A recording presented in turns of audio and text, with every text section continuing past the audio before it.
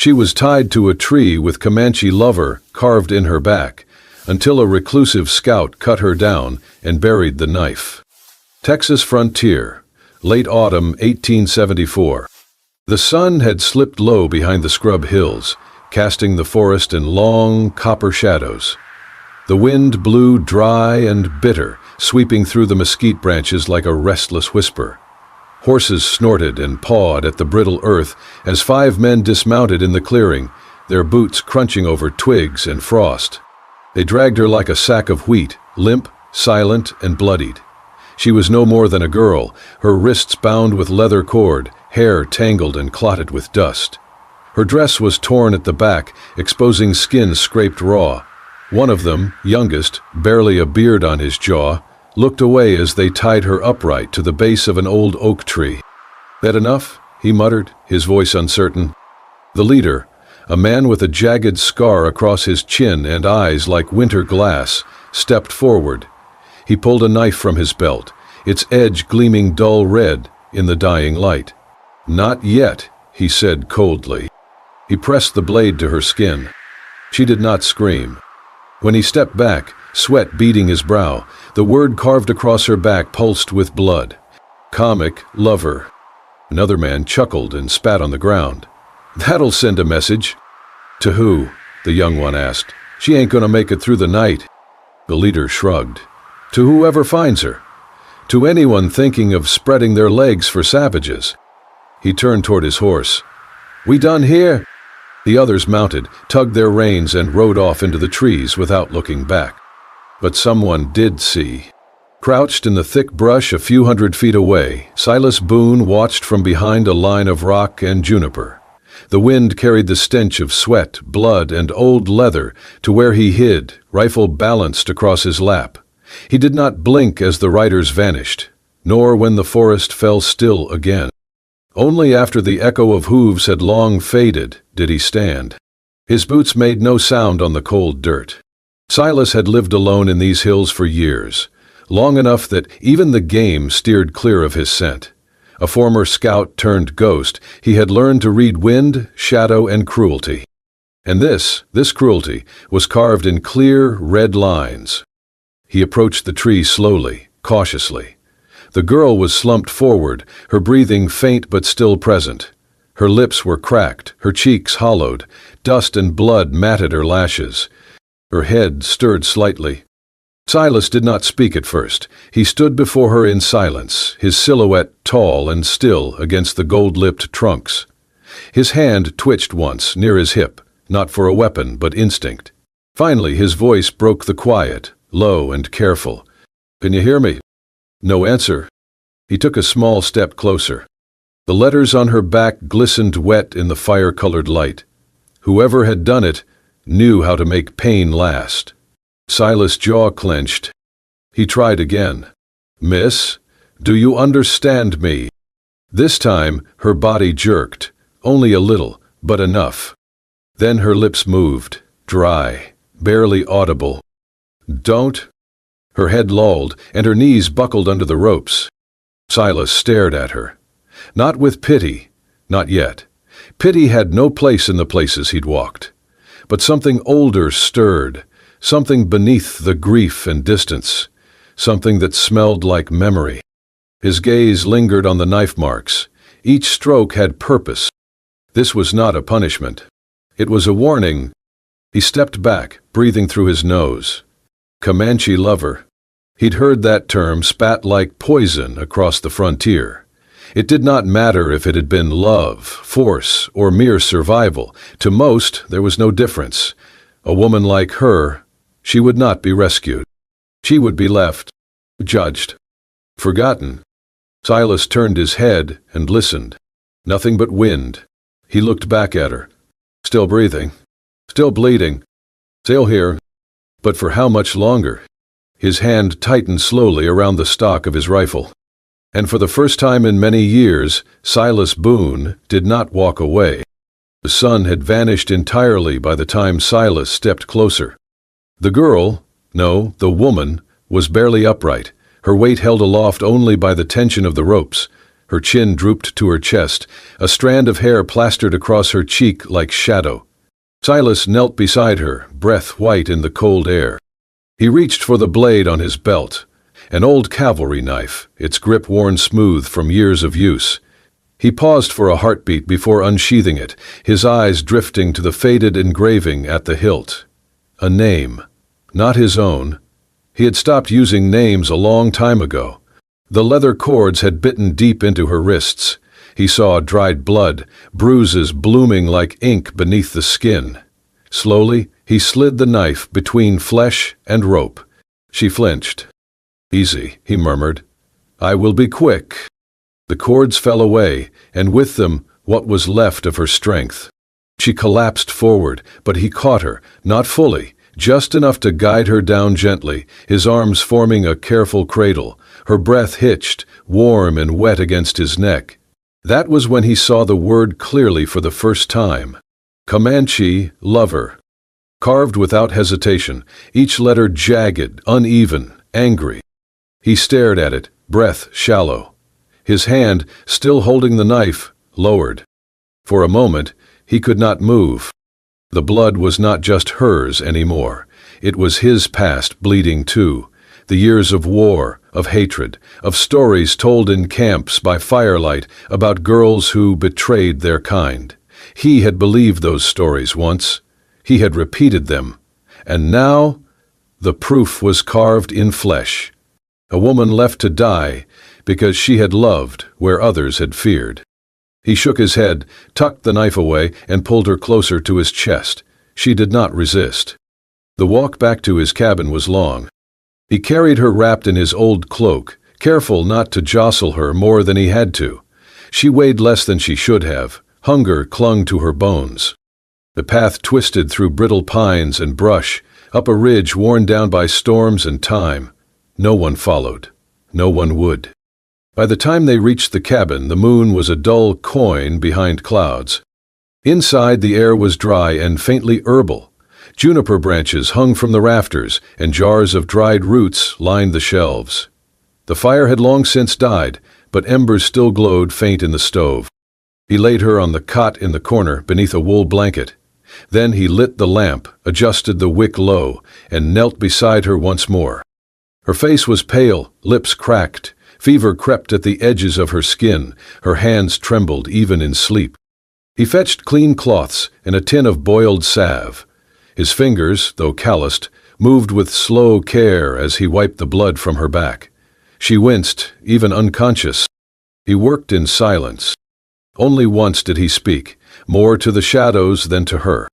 "They should have left you alone," he whispered. The hours passed. Outside, wolves howled at something distant. A breeze rattled the shutters, but inside the world held still. Silas sat by the far wall, on the old bench he had carved himself long ago, when he had still believed in permanence. He watched the girl, watched her breathe, shift, murmur in sleep. His eyes drifted again to the bandage across her back. The word beneath it would not disappear, not easily. But maybe, just maybe, it could fade. He did not sleep that night. And when the lamp flickered low, his silhouette was still there, silent, upright, and watching over the woman fate had tied to a tree. She had been Eleanor Kane once. Ellie, to those who knew her best. Daughter of Samuel Kane, owner of the third largest cattle spread east of the Pecos. A girl with straw-colored hair and boots too big for her feet, who could ride bareback before she could read. She had been someone. Until the raid. It came with no warning, just a scream from the fields, a crack of rifles, and the smell of burning hay. Ellie had run toward the barn, toward her father's voice, and then everything blurred. When she awoke, she was not in her room, nor in her town. She was in the heart of Comanche country. At first, there was only fear. She expected pain, punishment. She had heard stories. Everyone had. What happened to white girls taken in raids, what they became. But the pain did not come. Instead, there was a boy, no older than she was. His name was Tasso. He brought her water, bread, a fur-lined blanket. He did not speak her language, not much, but he listened when she cried. He did not touch her. Not once. Days passed, then weeks. Her bruises faded, her terror did not. But Tasso was always there, quiet like a stone warmed by the sun. He taught her small words: bird, fire, sky. She told him others. Thank you. Please, Ellie. One night, when the moon hung low and gold over the plains, he showed her the scar on his chest, faint, shaped like a horseshoe. Soldier, he said, pointing. Then he touched her heart. Not soldier. She didn't understand, not then, but she nodded. And when he kissed her, she did not pull away. It wasn't fast. It wasn't desperate. It was soft, forbidden, human. Love as fragile as it was fleeting. They had 3 weeks before the soldiers came. 3 weeks before boots stomped the earth again and rifles cracked through dawn. She had been found in a Comanche tent, wrapped in a Comanche blanket, clutching the shirt of a boy with a horseshoe scar. They did not ask questions. They just pulled her from the dirt. She screamed his name. He did not answer. Back in town, she was not welcomed. She was watched. The preacher's wife refused her bread. Her childhood friend turned away in the street. Whispers followed her like smoke. They said she had lain with a savage. They said the child growing in her belly was enemy blood, even though no doctor had confirmed it, even though she said nothing. She had barely been home 2 nights before they came. 4 men, faces hidden in scarves, hands rough as rope. They dragged her from her bed, tied her hands, took her to the woods. When they pressed her against the tree, she spat in their faces. When they carved the words, she bit her lip so hard it split. They wanted her to scream. She did not. Not once. Now, in the cabin far from all of it, she dreamed of firelight and wind, of a boy with quiet eyes and warm hands, of a name whispered in the dark. And she woke to fever and a back that burned. Her hands moved to her stomach.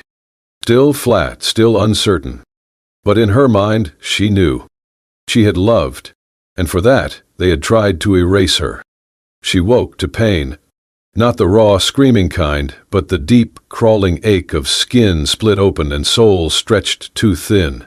Her body throbbed with fever, her mouth dry as bone, and her vision swam in hues of orange and shadow.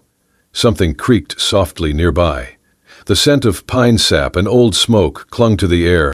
There was a fire, a roof above her, logs stacked by the hearth, a blanket that scratched faintly against her arms. And footsteps, soft, slow, pacing across the wood floor. She jerked upright. The world tilted. Pain exploded down her spine. She bit back a cry and blinked hard, trying to make sense of the room. Cabin walls. A rifle leaning against a shelf. A man standing over a kettle, coat slung over a nearby chair. Her breath seized. She had been taken. Another man. Another captor. Another shadow standing between her and freedom. Her lungs caught fire. Her hands flailed for something, anything, and landed on a splintered leg of wood lying near the hearth. A chairpiece, a weapon. She moved before her mind could warn her otherwise. The man turned just in time to catch the blow across his shoulder. The wood cracked with a dull, splitting thud. He stumbled, 1 step back, a sharp grunt escaping his chest. But he did not shout, did not strike back, did not raise his hand. He looked at her, steady and breathless, palm lifted in surrender. I am not here to hurt you. His voice was rough, gravel rolled through ash, but quiet, no demand, no threat. Ellie stood, shaking, the makeshift club still in her grip. Her breath came in harsh pulls. No one ever is, she rasped, her voice hoarse and broken. He didn't deny it. I'll never say, didn't try to reason. Instead, he lowered his hand, nodded once like he had expected this, like he deserved it. I have killed men, he said. She flinched. The words landed like a drop of cold water down her spine. His gaze held hers, not with pride, not with shame, just truth. "I killed because I believed in something," he went on. "Then I kept killing because I didn't believe in anything at all." He let the words settle, heavy in the air. "But I didn't bring you here to kill you, or to touch you, or to judge you." Ellie's grip loosened. The wood trembled in her fingers, her strength bleeding out with the fire behind her ribs. "Then why?" she whispered. He turned back to the kettle. The steam had begun to hiss. He poured the water into a battered tin mug, crushed something dark and knotted into the brew, then placed the cup gently on the table near her. "For the fever," he said. He didn't reach for her. He didn't come closer. Instead, he crossed the room and sat on a low stool beside the wall. He took up a needle and thread, and without speaking began to mend a torn corner of the blanket that had covered her. As he worked, Farley heard the sound of her gaze, closer. She watched him. His fingers were thick, weathered, but moved with care. He stitched slowly, methodically, not rushed, not angry. When he finished, he folded the blanket and placed it on the edge of the cot, still leaving space between them. Still no words. Still no force. She let the wood drop from her hand. Her knees gave way. She lowered herself to the floor near the fire, bone-weary, her body still thrumming with pain, but no longer fear. Not quite. She picked up the mug. It was warm against her palms. The taste was sharp, ginger and smoke. She sipped carefully. The silence held. Then, her voice, small. "You know my name?" He looked at her, slow and certain. "Ellie," he said. Just that. Not Comanche Lover, not whore. Just Ellie. Her throat clenched. She turned her face to the fire, eyes burning with something she could not name, and said nothing more. The storm outside had passed, but the wind still whispered through the cracks in the cabin walls. Silas had fallen asleep with his back against the door, arms crossed, boots still laced. The rifle lay nearby, within reach, but untouched. Ellie sat by the fire, the blanket wrapped tight around her. The tea had helped. The fever had broken. Her hands no longer trembled. Only the weight in her chest remained. The silence between them had stretched for hours, safe, but not quite warm. Then she spoke. Her voice was hoarse, as if unused for too long. His name was Tahoma. Silas stirred but did not look up. He was younger than me, maybe 19, barely a man, but he moved like the wind, quiet, gentle. The woman in the red jeans, she stared into the flames, their light dancing in her eyes. "I thought they would kill me when I was taken, or worse, but he found me, hid me, shared what little he had, spoke to me in broken English, and when I cried, he said nothing, just listened." Silas listened now. Ellie drew in a sharp breath. "I asked him once why he helped me. He said, 'Because you are not a thing. You are someone's sky.'" Her voice cracked. "We shared 3 nights, that was all. We did not speak of forever, only of now." A log popped in the fire. "He was shot," she whispered, "by one of the scouts, during the raid. I never saw him fall, but I felt it. Like something inside me died before I even knew why." She drew the blanket tighter. "When they brought me back, I thought they would ask, thought someone might wonder if I was all right, but the questions, they were knives." Silas turned slightly, enough to meet her gaze. "I was pregnant," Ellie said, and her eyes did not waver. "Barely a month. They didn't know. But the woman who tended me, she suspected. She told the others. Then the whispers came. Then the blows." She swallowed hard. "I lost the baby the second night in jail, alone, on the floor, bleeding." Silas said nothing, because what could he say? Ellie's shoulders trembled, but she didn't cry. "I would have named him Jonah, or maybe Joseph, something soft." Silas stared into the fire. His voice, when it came, was like sand through an old sieve. "My wife's name was Annie." Ellie looked over, startled. She liked peach pie, could not sew to save her life, but she laughed so loud it scared birds off the fence. A faint smile touched his lips, but it didn't stay. My boy, Caleb, 3 years old, thought horses were dragons. Ellie leaned forward, drawn by the fragility in his tone. They were killed? She asked. He nodded. Comanche raid. Middle of the night. I was out hunting, not even a mile away. Heard the screaming. Ran like hell. His jaw clenched. I buried them with my own hands. Silence fell. He rubbed his eyes as if wiping away ghosts. After that I enlisted again. Not with the army, with the ones who wore badges but no mercy. I tracked, I burned, I shot. We didn't ask names, didn't check if they fought, just rode into camps like fire and left ashes behind. Ellie watched him. I told myself I was doing right, justice, retribution. He shook his head. But I wasn't. I was making sure someone else hurt like I did. He looked at her then, fully.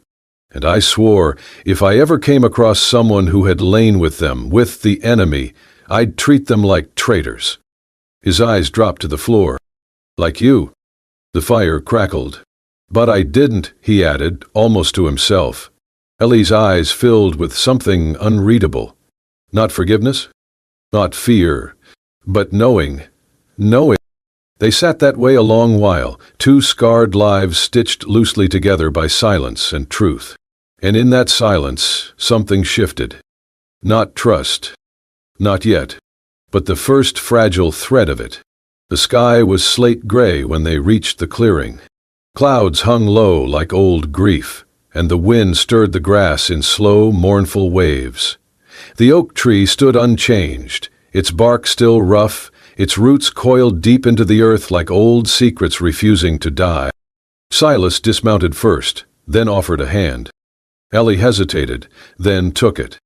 Her steps were slow but steady. The wound on her back had closed, but the memory still pulsed just beneath the skin. They stood in silence. The rope marks were still faintly visible on the bark. She could not look at them. Silas did. He pulled a bundle from his saddlebag, a long cloth wrapped around something weighty and familiar. He knelt by the base of the tree. Unwrapped it. The knife glinted dull in the morning light. Ellie recognized it instantly. Not just from memory but from feeling. From the ghost of steel slicing skin. Silas held it in both hands. This blade's been with me a long time, he said quietly. It kept me alive, fed me, fought for me. His voice tightened. It also did this. He nodded toward the tree. Toward her. Ellie did not move. I was not there when they marked you, he said. But that does not change what I carry. He turned the blade in his hand, as if weighing it, then looked at her. I use this knife to carve messages into the world, messages I thought were justice. He swallowed hard. But I see now they were just echoes of pain, passed from one hand to another. She stepped closer, watching him. He began to dig. Not deep, just enough. The earth was cold, resistant. But he did not stop. His fingers bled before the knife did. When the hole was ready, he paused, held the knife once more. I do not bury this because I regret all I've done, he said. His hands trembled. I bury it because I do not want to add another name to what it remembers. He placed the blade into the earth, covered it slowly, pressing dirt with bare palms. Each handful seemed to pull something from his chest. Not weight, but history. When it was done, he sat back on his heels. The wind was silent. Ellie stood still, her face unreadable. Then she knelt beside him. He said nothing, just placed her hand over the dirt, over the grave of a weapon, of a past. Silas did not look at her, but he whispered, I will not lift another blade unless it is to protect, not punish. Ellie's voice came soft, but sure. Then let it stay buried. He turned, and for the first time saw no fear in her eyes. Only truth, and maybe, just maybe, forgiveness. The morning air hung heavy with tension. Boots crunched against the frost-hardened trail. Dust rose in dull puffs beneath hooves and heels. 11 riders came through the trees, faces grim, rifles slung across shoulders. Men from the town, dusters flapping in the wind like worn-out justice. They looked like they had come to collect a debt. Silas heard them before he saw them.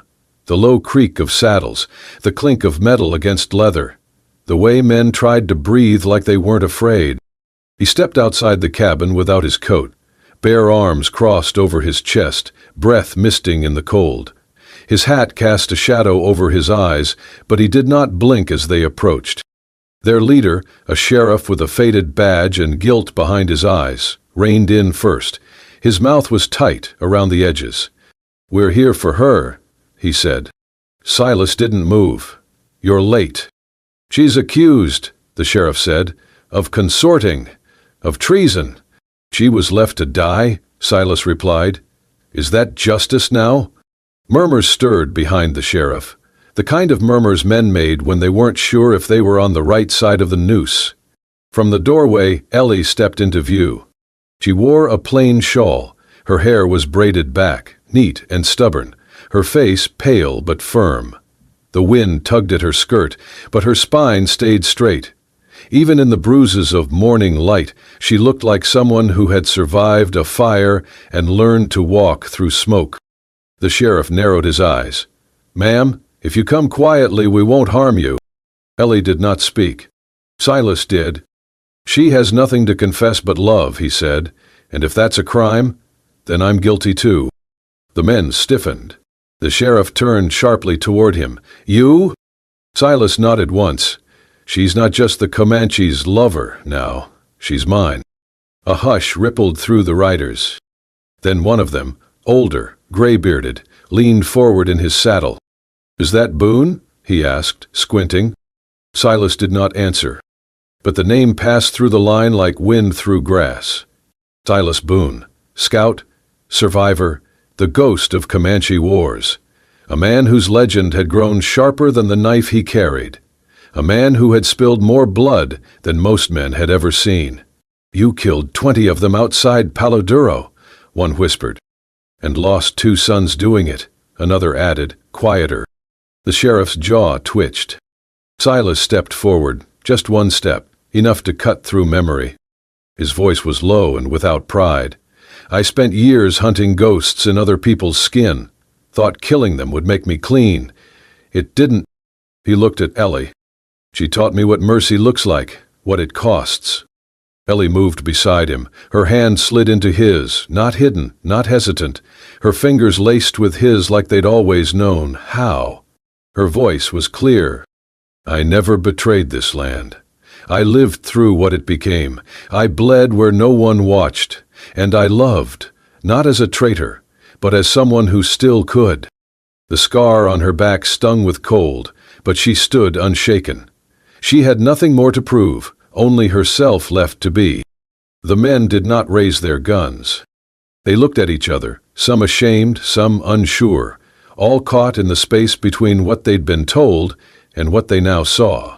And then, one by one, they began to turn, not with defiance, but with the heavy gait of men who knew they'd judged too fast and too cruel.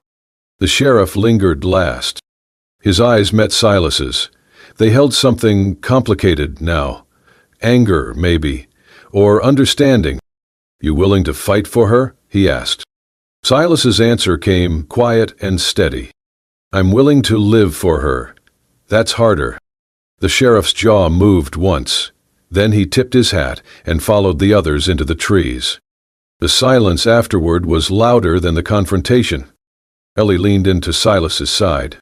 Neither of them spoke for a long while, but they both knew. No one had won. And yet, for the first time in a long time, no one had lost. The wind that once howled through broken branches now carried the scent of blooming sage and white camas. The clearing where blood once soaked the roots of an old oak had changed. Beneath that tree, where the knife had been buried a year before, a patch of small white flowers now grew, wild, steady, as if fed by something deeper than rain. Silas Boone wiped the back of his neck as he straightened from the garden bed. The land had become softer under their hands.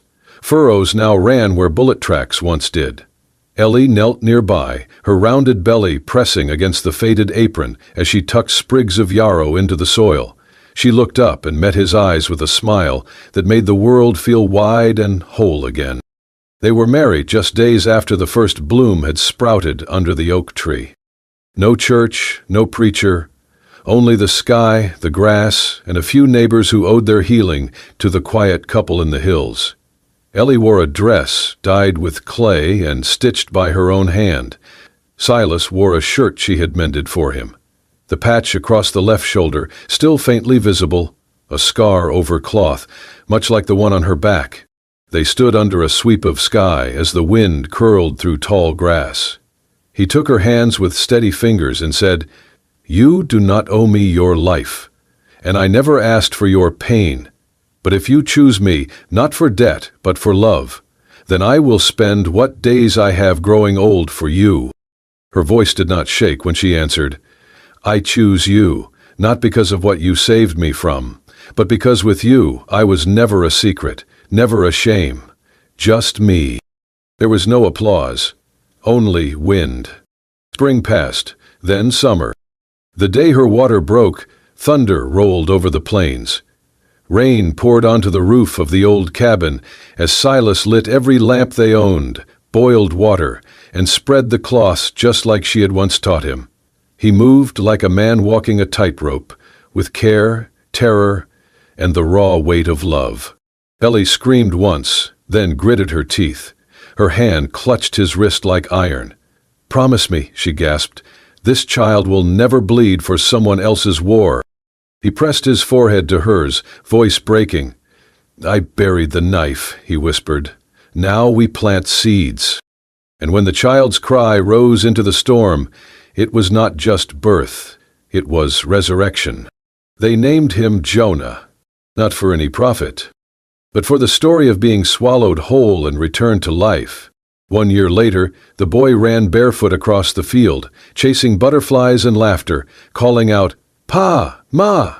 His voice carried through the trees, the tall grass, the sky. Silas mended the fence. Ellie stirred herbs for salve. They looked at each other, and the only language they spoke was peace. They never told Jonah about the words cut into her back. They never spoke of Comanche raids or militias or trials where love was weighed like gold. They taught him to plant, to mend, to hold gently. And when a stranger from the east rode past one afternoon, sharp coat, clean boots, pale suspicion, he slowed his horse and asked the question like an accusation. "You? You're the woman who married a killer?" Ellie looked down at her son, who clutched a handful of wildflowers, and knew nothing of knives or shame. "I'm the woman he chose to live beside," she said, her voice calm. "And this boy is the only thing we've both sworn never to lose." She smiled, but it wasn't just joy. It was the quiet pride of someone who had bled for every inch of peace and would bleed again to protect it. The rider said nothing more. He tipped his hat and rode on. That night, as dusk fell over the land, Silas knelt beneath the oak tree and ran his hand through the soft earth where flowers bloomed. He did not speak. He did not need to. Ellie stepped beside him, and he wrapped one arm around her waist, the other around their child. No songs, no monuments, just the sound of wind and the knowledge that somewhere, long ago, a knife had been buried. And now, in its place, something had bloomed. Some wounds carved deeper than flesh.